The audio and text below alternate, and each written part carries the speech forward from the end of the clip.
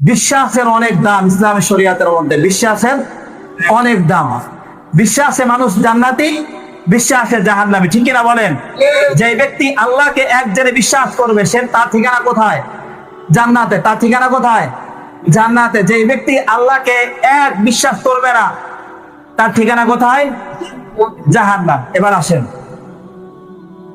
আল্লাহ নবী সাল্লাল্লাহু আলাইহি ওয়াসাল্লামের কাছে ওহী আসছে। ওহীর মুলাখাস বিষয় হলো মান ক্বালা লা ইলাহা ইল্লাল্লাহ দাখালাল জান্নাহ। যে ব্যক্তি অন্তরের অন্তরস্থল থেকে বিশ্বাস নিয়ে পাপ করবে লা ইলাহা ইল্লাল্লাহ, সে জান্নাতে যাবে। সুবহানাল্লাহ। আসতে ভাই, বড় মানুষের সামনে ওয়াজ করতেছি নাকি? আবু হুরায়রা হাদিস শুনছেন, মান ক্বালা লা ইলাহা ইল্লাল্লাহ দাখালাল জান্নাহ। যে ব্যক্তি লা ইলাহা ইল্লাল্লাহ পাঠ করবে সে কোথায় যাবে? জান্নাতে যাবে। হাদিস শুনছে কে? আবু হুরায়রা। ওহী প্রথমত দুই প্রকার। ওহী কয় প্রকার? দুই প্রকার। ওহী মাতলু, ওহী গায়রে মাতলু। ওহী মাতলু বলা হয় এমন ওহীকে যেটা প্রতিদিন তেলাওয়াত করা হয়, যেমন হচ্ছে কোরআন শরীফ। এটা ওহী মাতলু, প্রতিদিন তেলাওয়াত করা হয়। এমন কোন নামাজ আছে যেই নামাজে হচ্ছে কোরআন শরীফ পাঠ করা লাগে না? আছে? সব নামাজ কি করা লাগে? কোরআন পাঠ করা লাগে। তো এটা হইলো ওহী মাতলু, যা প্রতিদিন তেলাওয়াত করা হয়। এটাও আল্লাহর পক্ষ থেকে আল্লাহর রাসূলের কাছে আসছে। আরেকটা ওহী হলো ওহী গায়রে মাতলু, যেটা প্রতিদিন তেলাওয়াত করা হয় না। মাদ্রাসার মধ্যে দর্স ও তাদরিসে পড়ানো হয়। আমরা প্রতিদিন মসজিদের মধ্যে হচ্ছে বাদ এশা তেলাওয়াত করি, যেটাকে বলা হয় হাদিস। যেটাকে কি বলা হয়? এই দোনো বার্তা, দোনো বাণী আল্লাহ তাআলার পক্ষ থেকে আল্লাহ রাসূলের কাছে আসছে। আল্লাহ রাসূল তার সাহাবীদেরকে শিখাইছে, তার সাহাবীদের থেকে ধারাবাহিকভাবে আমাদের পর্যন্ত আসছে, ঠিক কিনা বলেন?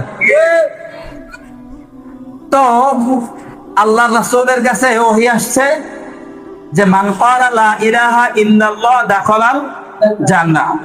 যে ব্যক্তি লা ইলাহা ইল্লাল্লাহ পাঠ করবে সে কোথায় যাইবে? জান্নাতে। জান্নাতে যাইবে। আবু হুরায়রা এই হাদিস শোনার পরে আবু হুরায়রা রাদিয়াল্লাহু তাআলা বলেন, ইয়া রাসূলুল্লাহ, এই হাদিস কি আমি মানুষের সামনে জানায় দেব? আল্লাহ রাসূল বলে, হ্যাঁ জানায় দাও, কেন জানাবা না? আবু হুরায়রা হাদিস শোনানোর জন্য বের হইছে। আবু হুরায়রা তীক্ষ্ণ মেধার অধিকারী, অনেক চালাক, খুব চালাক। আল্লাহ রাসূল সাল্লাল্লাহু আলাইহি ওয়াসাল্লামকে মাত্র 3 থেকে 3.5 বছর পাইছে। 7ম হিজরিতে মুসলমান হইছে। আল্লাহ নবী সাল্লাল্লাহু আলাইহি ওয়াসাল্লাম 10ম হিজরিতে বিদায় হজের পরে ইন্তেকাল করছেন। মাত্র 3 বছর পাইছে। কয় বছর পাইছে? 3 বছর। কিন্তু এমন কোন হাদিসের গ্রন্থ, এমন কোন হাদিসের কিতাব খুঁজে পাবেন না যেটার মধ্যে আবু হুরায়রা থেকে হাদিস নাই। খুব তীক্ষ্ণ মেধার অধিকারী ছিল, খুব বুদ্ধিমান ছিল, সদা সর্বদা আল্লাহ রাসূলের মজলিসের মধ্যে পড়ে থাকতো। রাসূল যা বলতো ওইটাই মুখস্থ করে ফেলতো। তো আবু হুরায়রা বলে, হাদিস কি বলে দেব মানুষের কাছে? আল্লাহ রাসূল বলে, কেন বলবা না, যাও বলে দাও। হাদিস বলার জন্য বের হইছে। সাথে আবু হুরায়রা তো চালাক, মানুষ অবিশ্বাস করতে পারে, এজন্য আল্লাহ রাসূলের পবিত্র জুতা মোবারক হাতের মধ্যে নিয়ে রয়েছে। প্রমাণ, রাসূলের জুতা আমার কাছে আছে। একটু আগেই আমি রাসূলের দরবার থেকে আইছি। রাসূল হাদিস বলছে, মান ক্বালা লা ইলাহা ইল্লাল্লাহ দাখালাল জান্নাহ, এটা বলবে। আবু হুরায়রা রাস্তা দিয়ে হাঁটতেছে, হঠাৎ করে ওমর রাদিয়াল্লাহু তাআলা আনহুর সাথে দেখা। ওমর বলে, ভাই আবু বকর কোথায়? ভাই আবু হুরায়রা কোথায় যাও? আবু হুরায়রা বলে, আল্লাহ রাসূল হাদিস শোনাইছে, মান ক্বালা লা ইলাহা ইল্লাল্লাহ দাখালাল জান্নাহ। এই হাদিস মানুষদের কাছে শোনাইতে যায়। ওমর রাদিয়াল্লাহু তাআলা আনহু বলে, যাও, এখন এই হাদিস শোনানোর দরকার নাই। এই হাদিস শোনানোর মাহওয়াল এখন নাই মদিনার মধ্যে, এখন শোনানোর দরকার নাই।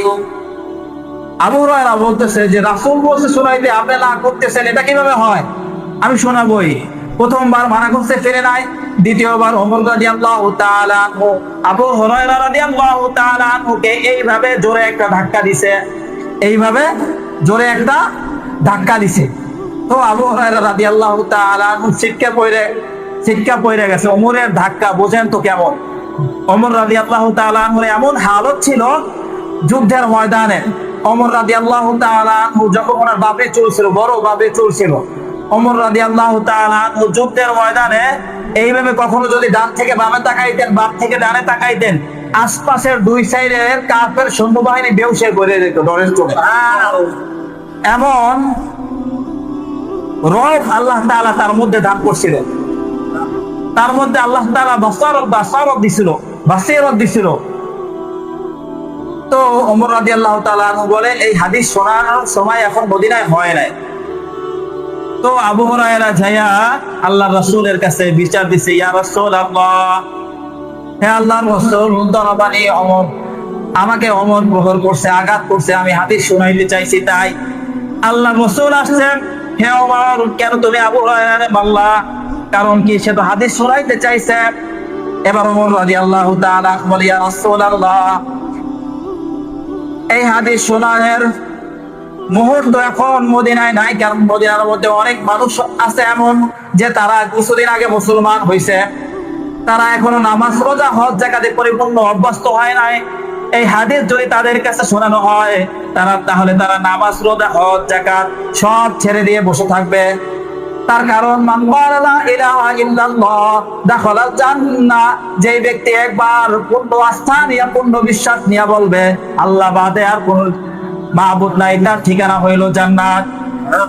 এই হাদিস যদি এখন শোনানো হয়, তাহলে মদিনার মানুষরা নামাজ, রোজা, হজ, যাকাত বাদ দিয়ে কি করবে?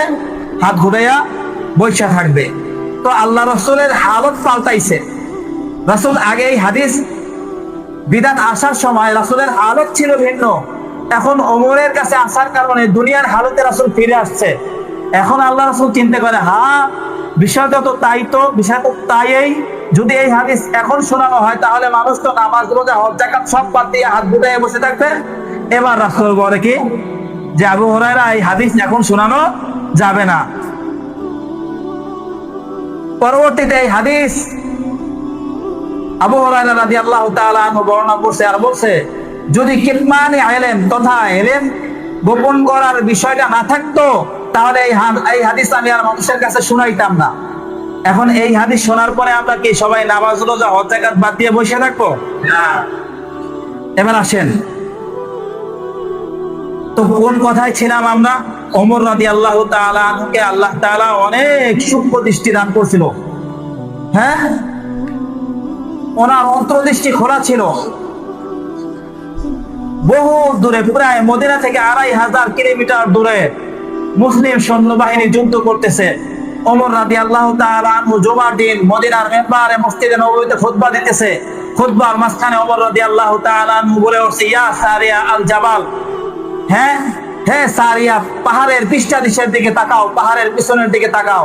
তার কারণ ওমর রাদিয়াল্লাহু তাআলা আনহু মসজিদের মিম্বারে দাঁড়ায় দাঁড়ায় দেখে ফেলছিল যে 2500 কিলোমিটার দূরে সৈন্যবাহিনী, মুসলিম বাহিনী পিছন দিক থেকে আক্রমণ করতেছে। এটা দেখার পরে 2500 কিলোমিটার দূর থেকে মুখ দিয়া সিগন্যাল দিছে। যখন ওই সৈন্যবাহিনী মদিনায় আসছে বিজয় নিয়ে আসার পরে বলতেছে, খলিফাতুল মুমিনিন, খলিফাতুল মুসলিমিন, আপনি যে আমাদের যুদ্ধের ব্যাপারে দিক নির্দেশনা দিচ্ছেন, এটা আমরা খুব সুন্দরভাবে শুনতে পাইছি আপনার আওয়াজকে। সুবহানাল্লাহ বলবেন না?